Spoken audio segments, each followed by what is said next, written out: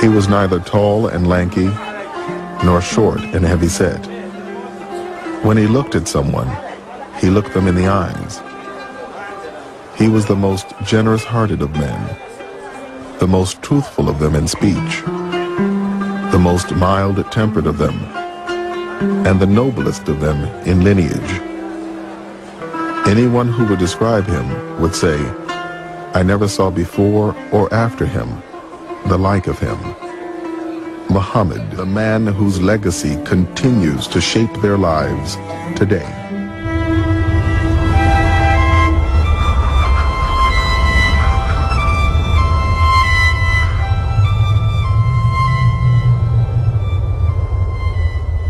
The life of Muhammad is, even in its details, probably better known than any other major religious figure before modern times. His followers made careful efforts to record memories that they had of things that he had said and things that he had done. You know, if I list the 12 Imams of the Shia Isna Ashari on one side, or just the Shias, and then the Sufi, chain of masters and disciples going all the way back to Rasulullah. You put that in the second column. And then you put the name of the Khulafa of Ahl Sunnah wal Jama'ah in the third column. Look at all the names from beginning to the end. You will see none of these names are common in the other two lists. If they are there in the first list, it's not in the second, it's not in the third. If you look at the second list, it's not in the first or the third. If you look at the third column, you will see the names are not common in the first and the second, but one name. One name which is there in the first list is the first Imam, and in the second column of the Sufis, Waliyul Awliya, master of all the spiritual masters, again at the top. And then in the third list, you will see the fourth name. And that common name in the three lists is the name of Amir al-Mu'mineen Ali bin Abi Talib alayhi salatu wassalam.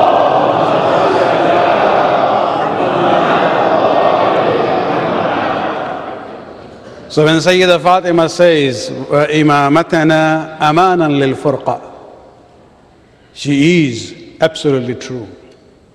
That if you go with Ali, whether you place him first or the fourth, you still believe in him, respect him, and honor him. And that can be the point of unity.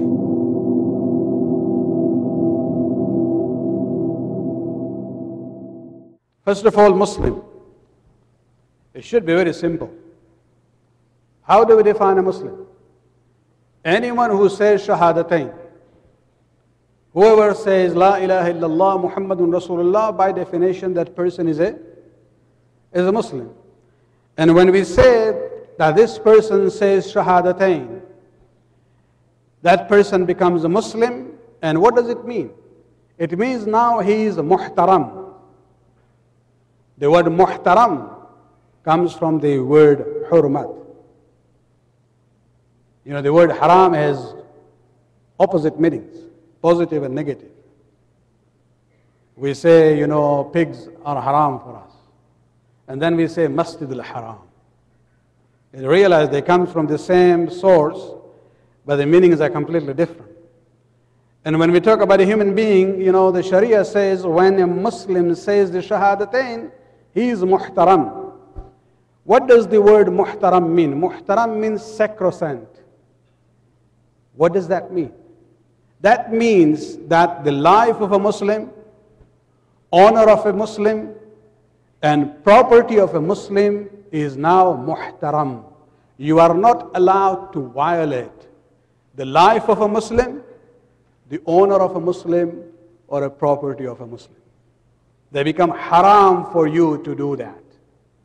And when and the implication is that anyone who says Shahadatain, he is a Muslim in this dunya. And all the rules of the Sharia will apply for that individual, for or against. For example, the issue of taharat. Anyone who says the shahadatain, that person is considered to be pak. They have become Muslim. Or for example, the issue of, marriage. Marriage would be allowed among Muslims. Or when we look at the issue of even the eligibility for charity. If you look at the ayat from Surah Al-Hujurat, you will see some Bedouins who were suffering from famine in their area. They are not yet Muslim. They were told there is somebody in Medina by the name of Muhammad, has a new religion, and they have the system of zakat. You are hungry, why don't you go there and become Muslim?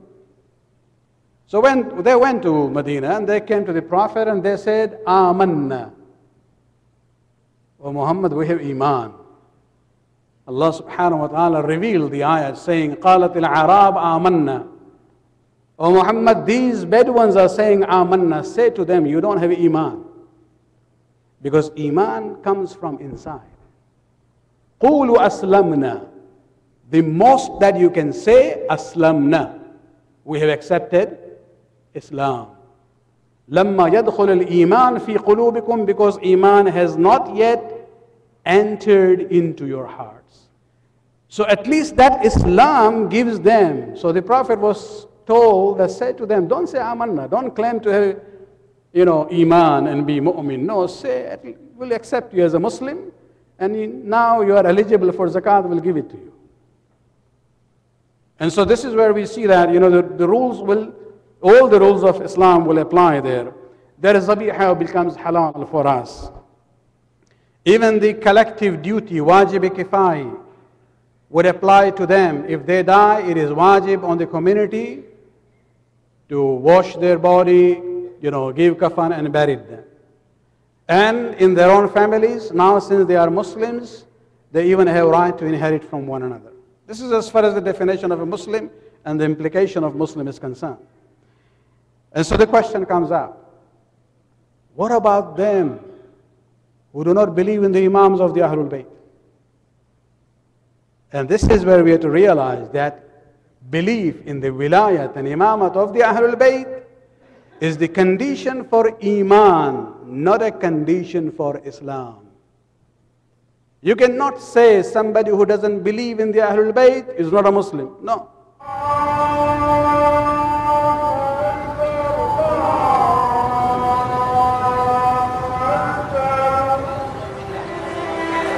Prophet Muhammad was a man, he's flesh and blood, who brought one of the most eloquent revelations to mankind. He's set an example to mankind through his behavior, through his actions, a living example. This is a legacy that he's left for Muslims. Muhammad's legacy is obviously the seed that he planted. It is his righteousness, his honesty, his integrity, his model as a political leader, his model as an individual, a man who has made great accomplishments in his time, and yet who didn't let the successes overpower him, didn't let his ego get the best of him. He remains, I think, more than anything else, a great role model. Muhammad is the kind of person who combines political and military and social and religious and intellectual dimensions of life in ways that are important for those of us in the 21st century who are struggling to put together complete lives ourselves. If I were to have met Prophet Muhammad on the street, I feel like I would know him, and as though he would know all of us. The beauty of it is we live our lives through his examples, but he's not God. Our reverence is to God, and our reference is to him. So how I walk and how I speak and how I carry myself and how I treat my husband and how I treat my mother and my father and how I behave as a sister and a daughter and a nurse and a friend and a neighbor, that's all Prophet Muhammad in action.